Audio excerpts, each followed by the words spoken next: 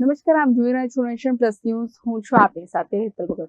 સંસ્કારી નગરી વડોદરામાં રાષ્ટ્રીય સ્વયંસેવક સંઘના શતાબ્દી વર્ષની ભવ્ય ઉજવણી કરવામાં આવી હતી, જેના ભાગરૂપે સમા વિસ્તારમાં વિરાટ હિન્દુ સંમેલનનું ઐતિહાસિક આયોજન કરવામાં આવ્યું હતું. હિન્દુ જાગશે તો વિશ્વ જાગશે ના મંત્ર સાથે 22 ફેબ્રુઆરી 2026ના રોજ સમા વિસ્તારમાં વિરાટ હિન્દુ સંમેલન યોજાયો હતો. સમા ઈસ્ટ ઝોન સોસાયટી પ્રગતિ મંડળ, ચાણક્ય સમિતિ અને સંવેદન ચેરિટેબલ ટ્રસ્ટના સંયુક્ત ઉપક્રમે અયપ્પા ગ્રાઉન્ડ ખાતે કાર્યક્રમનું આયોજન કરવામાં આવ્યું હતું, જેની શરૂઆત શોભાયાત્રાથી થઈ હતી. સમાના જલારામ મંદિરેથી નીકળેલી શોભાયાત્રા અયપ્પા ગ્રાઉન્ડ ખાતે પહોંચી હતી. જય શ્રી રામ. વંદે વંદે વંદે વંદે વંદે. આજે વિરાટ હિન્દુ સંમેલન ચાણક્ય સમિતિ તથા સમા ઈસ્ટ ઝોન સોસાયટી પ્રગતિ મંડળ દ્વારા આયોજન કરવામાં આવેલ છે. ચાણક્ય વસ્તી એ ખૂબ જ અગ્રેસર છે કાયમ, અને અહીંયા નવરાત્રિમાં અયપ્પા ગરબા કાયમ ચાલુ હોય છે ને આ ગ્રાઉન્ડ ભરેલું જ રહે છે. આ ગ્રાઉન્ડમાં સાંસ્કૃતિક કાર્યક્રમો ઘણા બધા થાય છે. વિરાટ હિન્દુ એકતા ખરેખર એ દેશને અત્યારે એની જરૂર છે, એટલે એના માટેનો આ એક પ્રયત્ન છે કે બધી જાતિના બધા વર્ણના લોકો અહીંયા ભેગા થાય, નાના મોટા છોકરાઓ, વડીલો, બાળકો ભેગા થાય અને હિન્દુ રાષ્ટ્ર બને તેવી ભાવના બધામાં જાગે, તેવો આ એક નમ્ર પ્રયત્ન છે. સનાતન સંસ્કૃતિ, ધર્મ અને સામાજિક એકતાના પ્રતીક સમાન આ કાર્યક્રમમાં હજારોની સંખ્યામાં સનાતનીઓ ઉમટી પડ્યા હતા.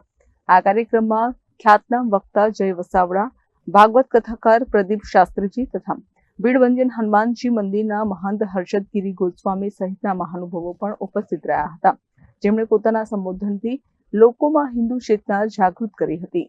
આપણો ભારત દેશ, એનું નામ જ છે હિન્દુસ્તાન, અને ભારતમાં રહેતો તમામ નાગરિક હિન્દુ જ છે.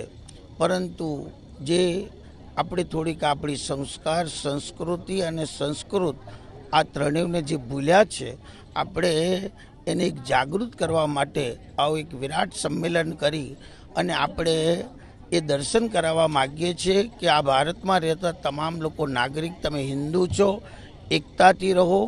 જાતિ પાતિ આ બધું આપણે ઊભું કર્યું છે, બાકી સૃષ્ટિના આરંભથી કોઈ જાતિ નથી, કોઈ પાતિ નથી, બસ કેવલ માનવ, અને તેમાંય માનવમાં હિન્દુ અને હિન્દુ ધર્મ નથી પણ સનાતન ધર્મનું મોટામાં મોટું જો કોઈ પીઠબળ હોય તો એ હિન્દુ છે.